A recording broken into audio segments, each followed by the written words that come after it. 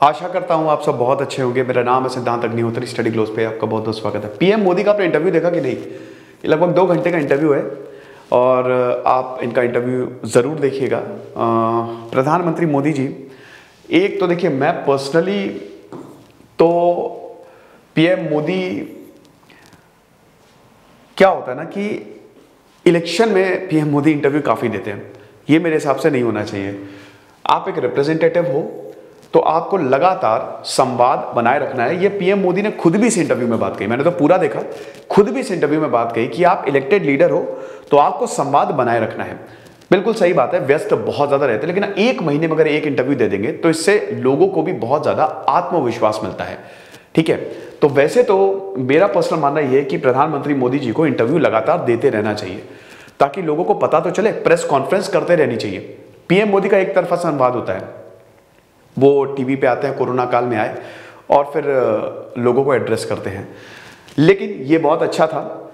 अब यूपी में इलेक्शन है तो पीएम मोदी जी ने इंटरव्यू दिया। हालांकि अभी 2024 में भी 2024 में भी इलेक्शन होने वाले हैं। देखिए, एक तो ये भी बात है, अब वैसे तो अगर आप देखो तो इलेक्शंस टाइम पे सभी लीडर्स इंटरव्यू देते हैं, सिर्फ पीएम मोदी नहीं। इलेक्शन टाइम पे, क्योंकि अब जीतना तो है तो सभी लीडर्स इंटरव्यू देते हैं, लेकिन पीएम मोदी को इसलिए महत्वता हम देंगे क्योंकि वो देश के प्रधानमंत्री, वो पार्टी तो छोड़ दीजिए, तो देश के प्रधानमंत्री हैं।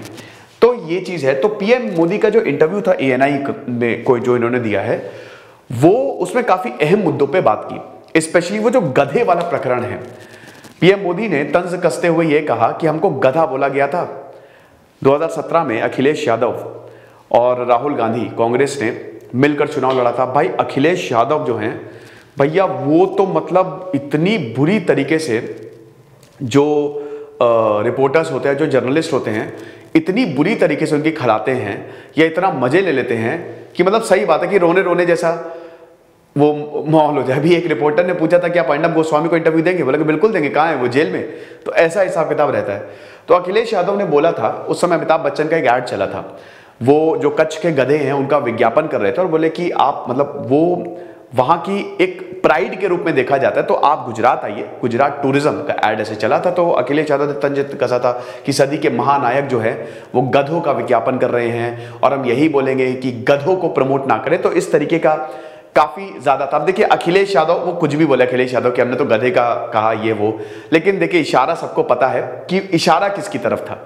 ठीक है ना, कि गधों का विज्ञापन नहीं करना चाहिए। हम तो जर्नलिस्ट भाई से भी कहेंगे कि गधों का विज्ञापन, बार बार वो गधा गधा गधा, ठीक है, कि गुजरात में गधा, गुजरात में गधे। तो इस तरीके से ये हुआ था। तो पीएम मोदी ने उस समय बहुत बढ़िया और बहुत ही शानदार बात कही थी। देखिए, जो चीज खराब है वो खराब है, लेकिन जो चीज सही है वो सही है। तो उस समय प्रधानमंत्री मोदी जी ने, देखिए पीएम मोदी की एक बहुत बड़ी बात यह है कि अगर उनको कोई ऐसा बोलता है, ठीक है, यकीनन बहुत खराब बातें भी हैं इनकी, जैसे कई बार ये बिना तथ्यों के बोल देते हैं, लेकिन अगर कोई भी इनको बुरा बोल रहा है तो वो गुस्साते नहीं है, उसको एक्सेप्ट करके रोस्ट करते हैं। जैसे जब अखिलेश यादव ने गधे गधे वाली बात बोली तो पीएम मोदी ने बहुत ही बढ़िया आंसर दिया, ब्रिलियंट आंसर, कि मैं गधे से प्रेरणा लेता हूं कि वो इतना मेहनत करता है, उसका मालिक उसको इतना परेशान करता है, उसके ऊपर सारा बोझ लाता है, लेकिन फिर भी वो मेहनत लगातार करता है, तो मैं उससे प्रेरणा लेता हूं। इससे बेहतरीन जवाब हो ही नहीं सकता। और कहीं ना कहीं दोस्तों, इसी एटीट्यूड की वजह से 2014, 2019 और अभी इलेक्शन आने वाले, अभी तो देखना पड़ेगा, लेकिन 2 इलेक्शन में कहीं ना कहीं मोदी जी का ये फैक्टर काम किया है। चुप रहते हैं वो। अब चुप रहना जिसको आ गया, हर चीज में प्रतिक्रिया नहीं देते, लेकिन वही प्रॉब्लम है कि हर चीज पे चुप रहते। खैर, हम उस पर बात नहीं करेंगे। फिलहाल हम पीएम मोदी के इंटरव्यू की मेन हाइलाइट्स देखेंगे। तो गधे वालों का प्रकरण बता दिया, तो वो बहुत ज्यादा हाईलाइट हुआ, ठीक है, कि हमको उस तरीके से इशारा किया था।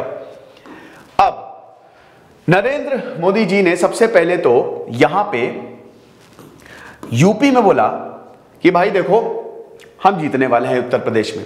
फिर उसके बाद यहां पे ये भी बोला कि देखिए 2014 में अगर हमसे प्रॉब्लम होती तो हमको जिताते ही नहीं, लेकिन 2014 में हमको जिताया। फिर 2017 में यूपी चुनाव की बात करते हैं। यूपी चुनाव में 54 सीटों पे कांग्रेस और सपा का गठबंधन था ना, वो सिमट गई थी और 300 प्लस जो है वो सीटें यूपी यहाँ पे बीजेपी को मिली थी। तो 2017 और 2019 में भी जिताया। तो एंटी इनकम्बेंसी का कोई भी होने का सवाल नहीं उठता, हम दोबारा आएंगे। और योगी ने काफी अच्छा काम किया है, काफी अच्छी नीतियां हैं। तो एक तो ये चीज फिर उसके बाद ये गेम ऑफ टू बॉयज, इसको लेके भी जो दो लड़के यहाँ पे इन्होंने गठबंधन किया था और दोनों साथ में आए थे, तो वो ज्यादा कुछ बिगाड़ नहीं पाए। सरदारों को लेके बहुत बढ़िया बात कही। सरदारों को लेके मोदी जी ने भी बोला कि भाई देखो, सरदारों की वीरता को मैं बहुत ज्यादा नमन करता हूं। मैंने पंजाब में बहुत ज्यादा काम किया है, तो एक बार मैं पंजाब गया था और वहां पे दो सरदार थे और उन्होंने मुझे आश्रय दिया, क्योंकि उस समय काफी ज्यादा आतंकवाद पंजाब में चरम पे था। तो रात में मेरी गाड़ी खराब हो गई, तो वो आए और वो अपने घर ले गए कि आप यहाँ हो, यहाँ पे रहना ठीक नहीं है। जब मैंने उनको बताया मैं बीजेपी का कार्यकर्ता हूं, तो उन्होंने बोला कि तुम किसी के भी कार्यकर्ता हो, कोई दिक्कत नहीं है, तुम यहाँ पे रहो, तुम इंसान हो, और बड़ी खातिरदारी की।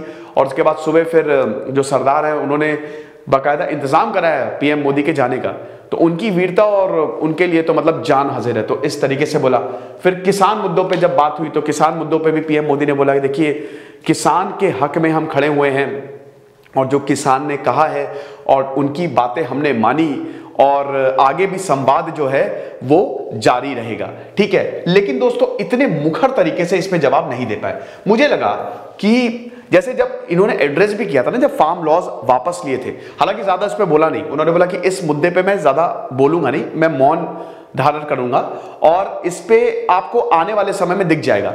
लेकिन उसमें इन्होंने ये नहीं बोला किसान से माफी मांग रहा हूं, मैं देश से माफी मांग रहा हूं। तो कहीं ना कहीं इन बिटवीन समझ में नहीं आया, बट ठीक है। उसके बाद फिर वही एंटी इनकम्बेंसी, क्या फिर से, तो इन्होंने बोला कि नहीं भाई, पूरी सरकार आने वाली है यूपी में बीजेपी की, और वो देखना पड़ेगा।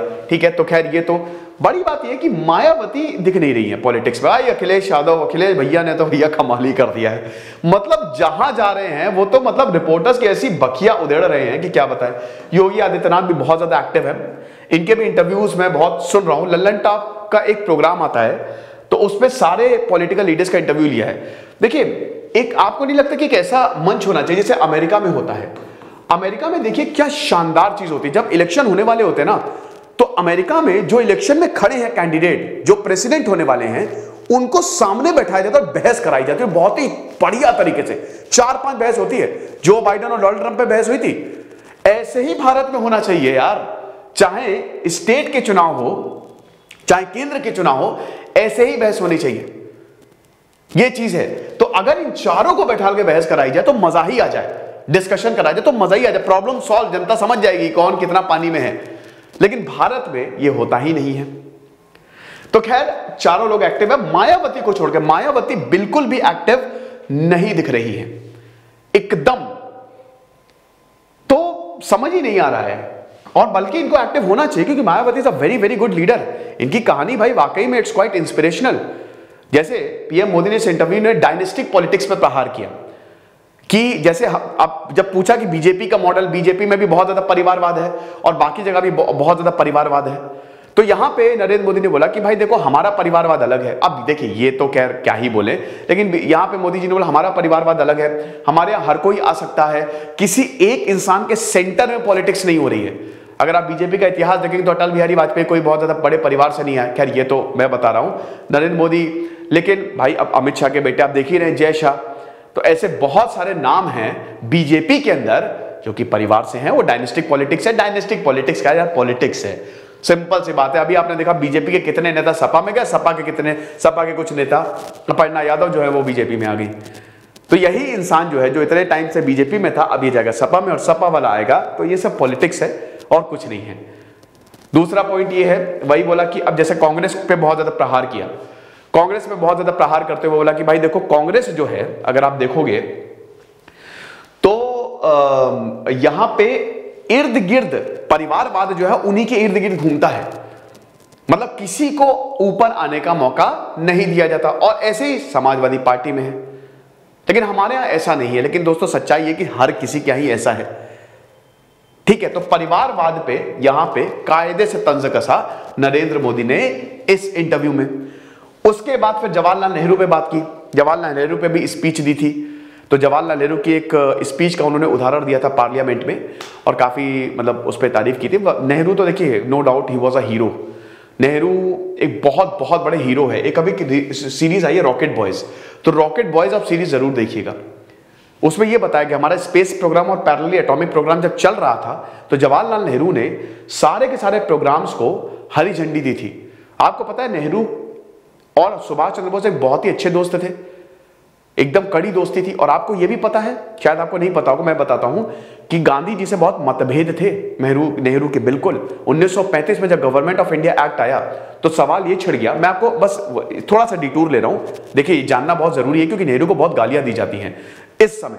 तो मैं आपको ये बताना चाहता हूं कि जब ये विवाद छिड़ा, गांधी जी बोल रहे थे हमको इलेक्शन में नहीं जाना, गांधी जी बोल रहे थे मूवमेंट भी हमको नहीं करना, 70 मूवमेंट तब तक विड्रॉ कर लिया था गांधी जी ने, हमको सेवा करनी है, तब तक हम लोगों को मूवमेंट के लिए तैयार करेंगे। इधर कुछ लोग बोल रहे थे कि इलेक्शन लड़ो, 1935 में ब्रिटिश सरकार ने अनुमति देती ना, तुम इलेक्शन लड़ सकते हो, इलेक्शन लड़ो। कांग्रेस का एक धड़ा ये बोल रहा था, लेकिन बताओ समय नेहरू क्या बोल रहे थे, ना इलेक्शन लड़ो, ना लोगों को तैयार करो, सीधा मूवमेंट करो, लड़ जाओ क्रांतियों की तरह, जो क्रांतिवीर होते हैं उनकी तरह लड़ जाओ, अहिंसक तरीके से प्रॉपर मूवमेंट करो, ये बहुत अच्छा समय है कि हम ब्रिटिशर को भगा सकते हैं। गांधी जी से सहमत नहीं थे वो। गांधी जी, सुभाष चंद्र बोस, भाई ये सब लेफ्टिस्ट लीडर थे कांग्रेस के अंदर, और ये एकदम अड़ गए थे कि आजादी तो लेके रहेंगे, आप समझ रहे हो। तो जवाहरलाल नेहरू ने बहुत शानदार काम किया, बहुत ही बेहतरीन, भाई इंडिया को बनाया उन्होंने। तो वही मोदी जी ने बोला कि भाई अगर अब मैं, क्योंकि राहुल गांधी का फिर ये बयान आया था ना कि मैं नहीं चाहता कि मेरे दादाजी के ऊपर कोई बोले, लेकिन मोदी जी ने सीधा बोला भैया मैं ना किसी दादाजी के ऊपर, ना किसी नानी के ऊपर, ना किसी मम्मी के ऊपर, मैं किसी के ऊपर नहीं बोल रहा हूं। प्रॉब्लम ये है कि मैं अपने देश के प्रधानमंत्री के लिए बोल रहा हूं, तो अगर कुछ बोलूं तो प्रॉब्लम, ना बोलूं तो प्रॉब्लम। तो ये नरेंद्र मोदी ने जवाब दिया। उसके बाद फिर ये तो चलिए ठीक है, राहुल गांधी और अखिलेश यादव के, लेकिन उन्होंने बोला कि बहुत ज्यादा एरोगेंस है उनमें, गुजरात के 2 गधे, ये तो खैर चलिए मैं आपको ये प्रकरण तो पूरा का पूरा बता ही चुका हूं, ये भी हो चुका है। फेक सोशलिज्म की बात की कि असली समाजवाद पे जब बात आई तो यहां पे बोला कि भाई ये सब नकली समाजवादी है। फेक सोशलिज्म और डायनेस्टिक पॉलिटिक्स जो है वो होती है। इनफैक्ट दोनों ही एक जैसे हैं, अगर आप समाजवादी देखो और कांग्रेस, मेटाफोर था बेसिकली ये, दोनों ही, क्योंकि कांग्रेस में भी एक ही वो पूरी डायनेस्टिक पॉलिटिक्स और समाजवादी में भी यही हिसाब किताब है। अब जब अखिलेश यादव से ये सवाल पूछा गया तो अखिलेश यादव ने ये बोला कि भाई देखो ऐसा कुछ नहीं है, कोई भी हमारे यहां आ सकता है, लेकिन सच्चाई दोस्तों ये है हमारे यहां कि डायनेस्टिक पॉलिटिक्स तो चलती ही है, और ये बीजेपी में भी है, हर जगह है परिवारवाद। ये आप ना सोचिए कि कहीं परिवार, नेपोटिज्म हर जगह है ना। तो dynastic politics the biggest enemy of democracy, ये बहुत अच्छी बात बोली कि डेमोक्रेसी का सबसे बड़ा दुश्मन है ये परिवारवाद, डायनेस्टिक पॉलिटिक्स। इसमें काबिल लोगों को मौका नहीं मिलता है। भारत के बहुत सारे लीडर्स, इनफैक्ट देखिए नरेंद्र मोदी, आप कितना भी उनको गालियां दे ले, जैसा कि मैंने बताया कुछ चीजों की बहुत ही समझ में नहीं आती, जैसे जब इलेक्शन आते तो वो बिल्कुल संवाद पे उतर आएंगे, ऐसे बिल्कुल उनका ऐसा लगता है अकाउंटेबल ही नहीं है बहुत सारी चीजों पे। लेकिन एक चीज तो उनकी बहुत इंस्पायर करती है, मोटिवेट करती है, वो ये है कि उन्होंने ये बता दिया है कि कितने भी गरीब परिवार से तुम आते हो, तुम कुछ भी हो, लेकिन तुम देश के प्रधानमंत्री तक बन सकते हो अगर तुम्हारे अंदर जज्बा है। तो ये उनकी बात सराहनीय है, सराहने वाली है कि हां वाकई में तो ये हिसाब किताब है। उसके बाद फेक सोशलिज्म की वही, can you see Lohia ji, George Fernandes, Nitish Kumar families they are socialist, बिल्कुल सही बात है। नीतीश कुमार का जीवन बहुत बढ़िया रहा है, हालांकि नीतीश कुमार ये वही नीतीश कुमार है जिससे नरेंद्र मोदी के कायदे के झगड़े थे। नरेंद्र मोदी और नीतीश कुमार एकदम, मतलब 2015 का जब इलेक्शन हुआ बिहार का, तो आपने देखा ना कितने ज्यादा डिफरेंसेस आ गए। लेकिन नीतीश कुमार का जो भाई वाकई में इनकी जो लाइफ है ये बहुत ज्यादा इंस्पिरेशनल है। आप प्रेरणा लीजिए उन लोगों से जिन्होंने कुछ किया है इन पॉलिटिक्स में, और नीतीश कुमार उनमें से एक है। जब इनकी शादी हो रही थी, बिहार में कहते हैं ना कि एक दहेज मीटर होता है, बिहार में भयानक दहेज चलता है, वो दहेज मीटर होता है। आप अपना नाम डालिए, अपना प्रोफेशन डालिए, आपको पता चलेगा कितना दहेज मिलेगा। 1980 में जब बिहार में नीतीश कुमार की शादी, हाईली इंटेलिजेंट इलेक्ट्रिकल इंजीनियर रहे हैं, एनआईटी पटना में पढ़ाई की और मैथमेटिक्स इनकी बहुत स्ट्रांग रही है। तो इनको पता चल गया, क्योंकि पहली बात तो बहुत बड़े सेलिब्रेशन के खिलाफ है कि शादी करनी है तो ऐसे ही करनी है, पहले तो शादी के खिलाफ थे, लेकिन चलो शादी हुई। और जब इनको पता चला कि इनके परिवार ने दहेज की मांग की तो परिवार पे बरस पड़े, बोला कि दिमाग खराब हो गया आपका। ऐसे है नीतीश कुमार, मतलब आइडियलिस्टिक। जॉर्ज फर्नांडिस की तो खैर कहानी बहुत ही शानदार है भाई। जॉर्ज फर्नांडिस तो क्या ही बताएं, बीजेपी के कद्दावर नेता। और जॉर्ज फर्नांडिस तो मतलब पूरा रेलवे जो आंदोलन हुआ था उसमें शामिल, 18 साल की उम्र में घर छोड़ दिया था, कहां रहे, सड़कों पे सोए। बहुत ही शानदार इनकी बायोग्राफी मैंने रिव्यू किया। और राम मनोहर लोहिया, हो राम मनोहर लोहिया तो आप जितनी बार इनको सुनेंगे और जितनी बार इनके बारे में पढ़ेंगे आप रोने लगेंगे। राम मनोहर लोहिया का तो समाजवाद, मैंने पूरा लेक्चर लिया है 1 घंटे पे राम मनोहर लोहिया, क्या गजब था। राम मनोहर लोहिया से प्रेरित ही तो समाजवादी पार्टी है ना, बोलते हैं ना लोहिया का समाजवाद आना चाहिए। यूपी में भी आपको ज्यादातर जो पार्क्स हॉस्पिटल्स मिलेंगे वो राम मनोहर लोहिया के नाम पे मिलेंगे। लेकिन राम मनोहर लोहिया, प्रधानमंत्री मोदी जी एक चीज भूल गए, राम मनोहर लोहिया और जवाहरलाल नेहरू कट्टर प्रतिद्वंदी थे, लेकिन शाम को आते थे, चाय पीते थे, बातचीत करते थे और डिस्कशन होता था। लेकिन आज क्या अखिलेश यादव और नरेंद्र मोदी या क्या अखिलेश यादव और योगी आदित्यनाथ डिस्कशन करेंगे? बिल्कुल नहीं करेंगे। तो आज कहीं ना कहीं डिफरेंस बहुत ज्यादा बढ़ गए हैं, ठीक है। तो और एंटी इनकम्बेंसी, ये प्रधानमंत्री ने बोला कि सारे 5 राज्यों में हमारी सरकार जो है वो आने वाली है और बिल्कुल इलेक्शन शुरू हो गए हैं और हमारी सरकार जो है वो आएगी, ठीक है। हम 2014 में जीते थे, 2017 में जीते थे, 2019 में जीते थे, तो तीनों बार जनता ने हमको वोट दिया था, क्योंकि जनता चाहती है। और जो भी ये मतलब इतनी सारी चीजें बता रहे थे, उनको यहां पे यूपी ने पूरी तरीके से रिजेक्ट किया। तो आज से चुनाव स्टार्ट है ना, 2 करोड़ 28 लाख लोग वोट देने वाले हैं। आप भी वोट दीजिए अगर आपके क्षेत्र में चुनाव हो रहा है। ज्यादातर जैसे पंजाब में तो एक ही चरण में ही चुनाव हो जाएंगे, सीटें ज्यादा नहीं 117 पे, लेकिन यहां पे 404 सीटें ना, तो 7 चरणों में चुनाव हो रहे हैं, ठीक है। 10 मार्च को रिजल्ट आएगा, तब देखेंगे। तो फिलहाल ये इंटरव्यू जो है नरेंद्र, और भी बहुत सारी चीजें थी, मैं आधी चीजें तो भूल गया, लेकिन जो इंपॉर्टेंट चीजें थी वो मैंने आपको बता दी। ये इंटरव्यू अवेलेबल है और इसको आप एज अ बीजेपी या एज अ कांग्रेस वाला नहीं, इसको आप एज अ वो देखिएगा कि प्राइम मिनिस्टर क्या बोल रहे हैं, ठीक है। तो मेन मोटिव वो होना चाहिए। तो यही अब देखिए, कुछ लोग कमेंट में बकवास करेंगे, मुझे पता है, कुछ लोगों को वही चाहिए जो सुनना है। मेरा मानना यह है कि आप नरेंद्र मोदी को भी मानो, आप राहुल गांधी को भी मानो, अखिलेश यादव जितने हैं सबको मानो, ओवैसी को भी मानो, हर किसी को मानो। जो सही बोल रहा है आप उनको मानो और जो गलत बोल रहा है उसको बिल्कुल तरीके से नकार दो। तो एनालिसिस बहुत ज्यादा इंपॉर्टेंट होता है। खुश रहिए, पढ़ते रहिए। जैसे सिद्धांत अग्निहोत्री, साइनिंग ऑफ।